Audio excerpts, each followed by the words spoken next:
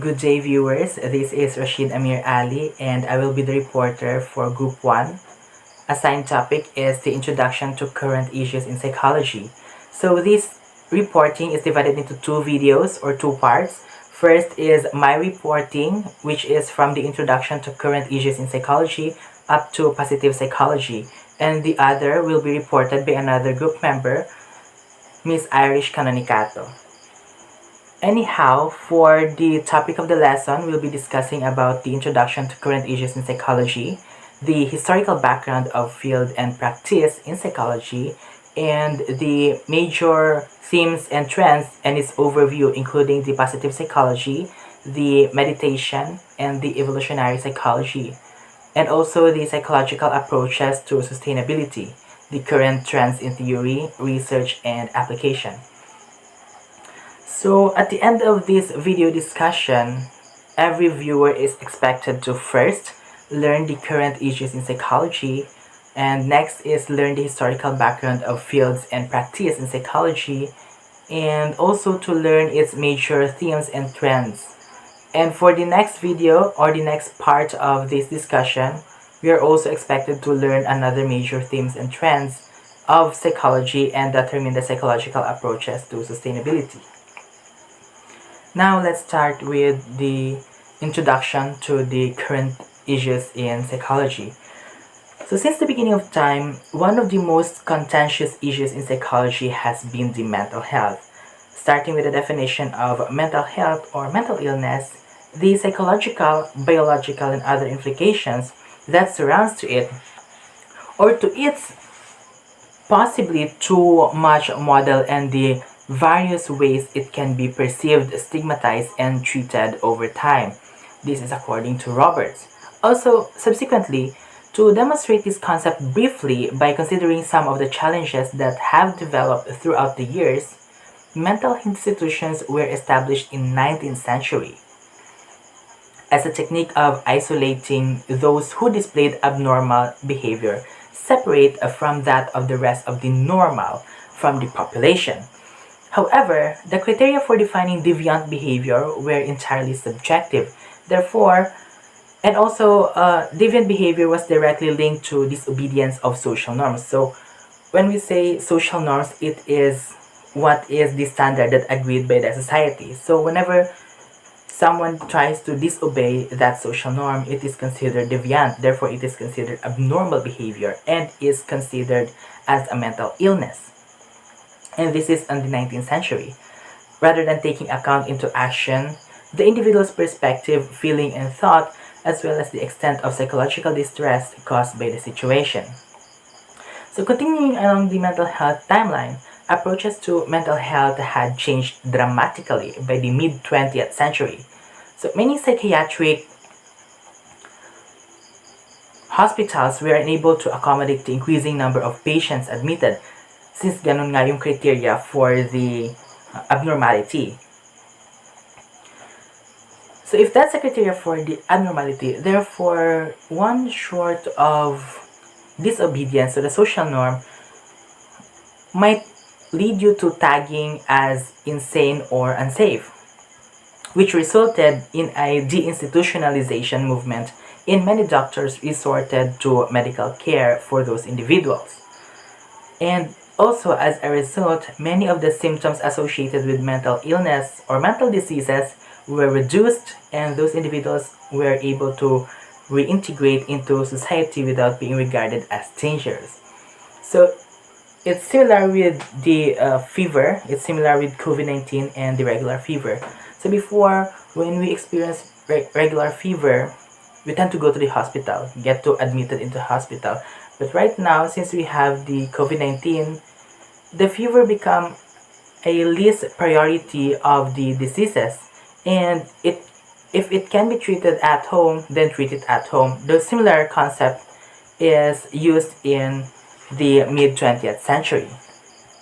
Next is, some of the concerns are still present in the 21st century and create criticisms regarding the mental health, such as its stigmatization by social norms.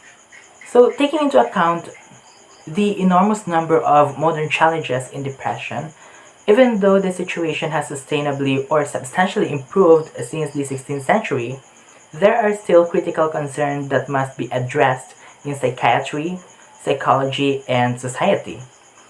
So from Creswell and Spander in the year 2019, they left us with a message that mental health should not be treated solely by doctors, but should be a concern of the entire community. So in learning the current issues in psychology, we must first follow the trend and look into the history or historical background of psychology.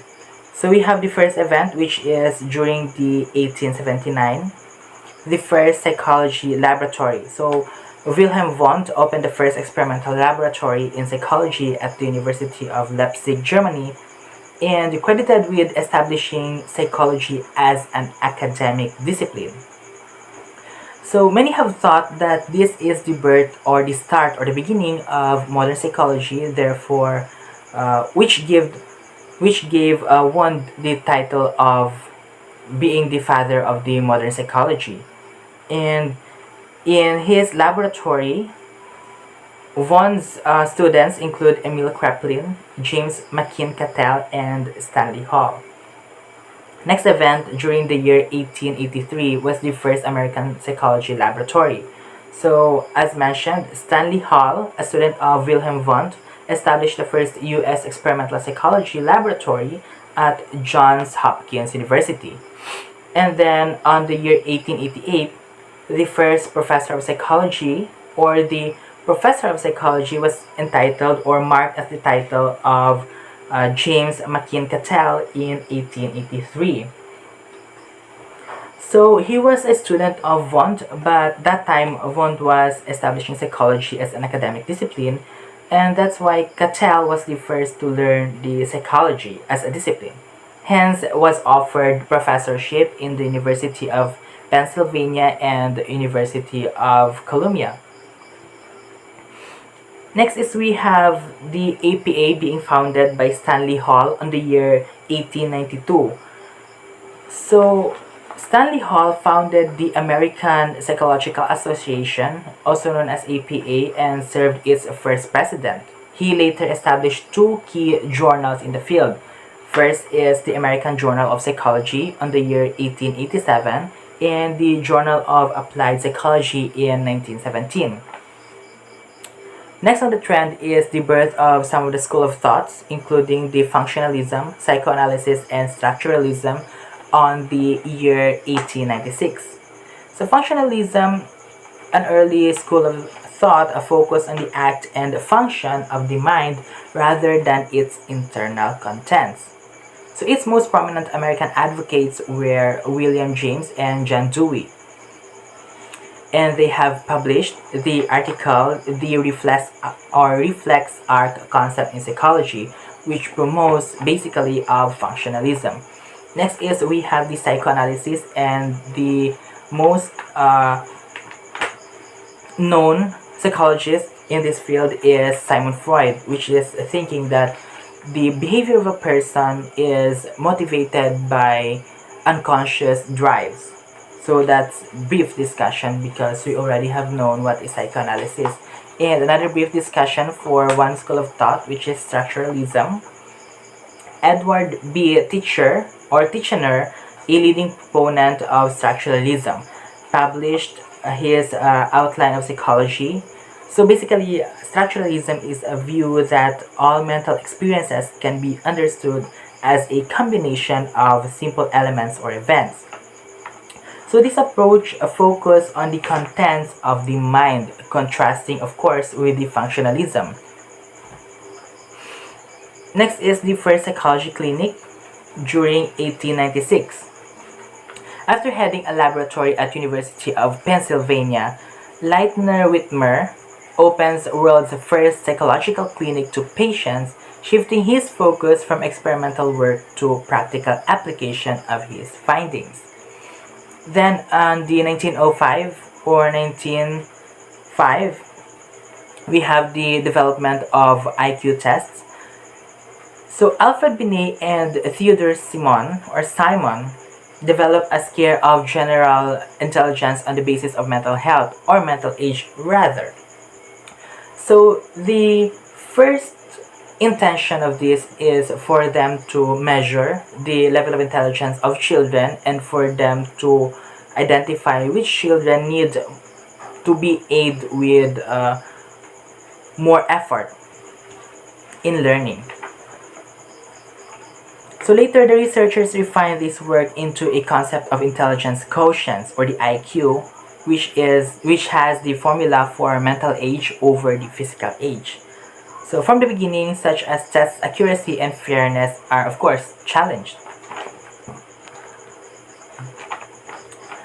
Later on, 1913, we have another school of thought, which is the behaviorism, and the leading proponent is John B. Watson, which has published the Psychology as Behavior, launching behaviorism. So in contrast to psychoanalysis, behaviorism focuses on the observable and measurable behavior. So as I was saying a while ago, psychoanalysis is trying to look at the unconscious level of the mind, while the behaviorism tries to focus on what can be seen. Next is on the 1917, we have the Army Intelligence Test implemented. So standardized intelligence and aptitude tests are administered to 2 million US soldiers during the World War I, and soon after, such tests are used in all US armed forces branches and in many areas of civilian life, including the academic and work setting. Next is we have the Rorschach test, created 1921 by Swiss psychiatrist Hermann Rorschach, which devises a personality test based on patients' interpretation of ink blots. And the electroencephalogram invented during the year 1929 by the psychiatrist Hans Berger. And the first test was conducted to his own son, and the device graphs the electrical activity of the brain by means of electrodes attached to the head. Next is we have the Gestalt psychology on the year 1935. So Kurt Kafka, the founder of the movement, published the principle of Gestalt psychology in 1935. Gestalt, or referred to as of German for whole and essence, psychology asserts that psychological phenomena must be viewed not as individual elements but as a coherent whole. So the sum of its whole is more than its parts. So that's basically what the Gestalt psychology is trying to imply to us. We also have on the year 1946 the National Mental Health Act being passed or signed by the US President Harry Truman. So this act providing generous funding for psychiatric education and research for the first time in the US history. This act led to the creation in 1949 of the National Institution of Mental Health, or the NIMH. On the year 1953, we have the APA Ethical Standards being published, or the American Psychological Association publishing the first edition of Ethical Standards of Psychologists. Then the document undergone a continuous review, and which is now known as the APA's Ethical Principle of Psychologists and the Code of Conduct. So of course we have the 5 basic ethical standards from APA, which is the first, the beneficence and non-maleficence, the fidelity and responsibility, and then we have the integrity, and the fourth is the justice, and lastly the respect for people's rights. So it has already been discussed many times in the past semesters, so this is expected for all of you to already have an idea. Now let's move on to the year 1956, which is the birth of cognitive psychology. Inspired by work of the mathematics and other disciplines in psychology, or the psychologists begin to focus on cognitive states and processes. So George A. Miller's 1956 article, The Magical Number 7, plus or minus 2 on information processing in an early application of the cognitive approach. Next is on the 1979, the standardized IQ test found discriminatory. The U.S. District Court found the use of standardized IQ test in California public school illegal. So the decision in that case, Larry and Wilson Riles uphold the plaintiff's position that the test discriminate against African American students. Then on the 1990s, there is a birth of cultural psychology. In Acts of Meaning, 4 lectures on mind and culture, Jerome Bruner helps formulate cultural psychology, an approach drawing on philosophy, linguistics, and anthropology. So refined and explained by Hazel Marcus and other researchers, cultural psychology focus on the influences and relationship among mind, the cultural community, and the behavior created out of it. And lastly, we have the sequencing of the human genome. This is on the year 2000. So 16 public research institutions around the world complete a working draft map of the human genetic code, providing a research basis for the new understanding of human development and disease. A similar privately funded project is currently underway. Now let's talk about the overview of major themes and trends. So we are only discussing the positive psychology in this video, and the rest will be discussed on the other part of this reporting. So when talking about positive psychology, we must first understand that positive psychology is a discipline of psychology that focuses on the character traits and actions that enable people to live lives of meaning and purpose.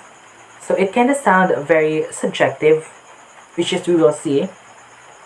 It is also to go beyond surviving and flourishing. So theorists and scholars in this subject have attempted to define the components of good life. They have also proposed and tested methods for increasing life happiness and well-being. So you must first know the basics of positive psychology. Positive psychology, of course, focuses on the significant and the fulfillment rather than the transcendent delight. Martin Seligman, widely considered as the pioneer of positive psychology, has offered various perspectives of what it means to live happy, including the pleasant life, the good life, and the meaningful life. So positive psychologists have investigated the variety of experiences and behavior associated with various forms of good living, such as the distinct positive emotions, the flow or the moods, and the sense of meaning or purpose. Also, positive psychology proponents have also attempted to record character strengths and virtues. So these strengths and virtues include the different categories: the wisdom and knowledge, courage, humanity, justice, temperance, and transcendence, which including the strengths such as the gratitude, the hope, and the humor. Now, who created psychology or positive psychology? So positive psychology, Martin Seligman, who of course popularized the concept as president of the American Psychological Association in 1998, and Christopher Peterson and Mihaly are major proponents. However, many others have contributed to the development of the subfield, which mirrors earlier work by humanistic psychologists like Abraham Maslow, and who coined the phrase positive psychology in the year 1950s. So how is positive psychology applied? Identifying one's character traits such as courage, humanity, or justice is regarded as a vital step toward the good and meaningful life that positive psychologists anticipates. So positive psychology methods can also be tried at home to increase well-being. Gratitude exercises, for example, have been researched by psychologists as a strategy excuse me, strategy to boost happiness over time. As the name implies, they require basic actions such as jotting down three things for which one is grateful each day to elicit positivity in the person. Then, what are some of the benefits of positive psychology? Well, according to the research, practices related with positive psychology, such as gratitude interventions, can improve social and emotional well-being. Positive psychology has also led to investigation into how particular character characteristics, positive emotions such as awe, and other contribute or attributes such as feeling of meaning and purpose in life might contribute to the positive life outcomes. So that concludes the positive psychology and the other part of the introduction to the current issues in psychology, and I hope you have learned well. For the next part, we have Miss Irish Canonicato to explain to us the remaining major concept of or of the theory.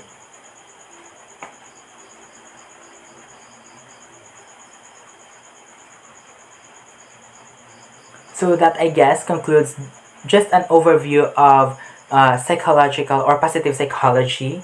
And this is the first half of the reporting, and the next half will be discussed to us by Miss Irish Mae Canonicato on her video. So thank you so much for listening.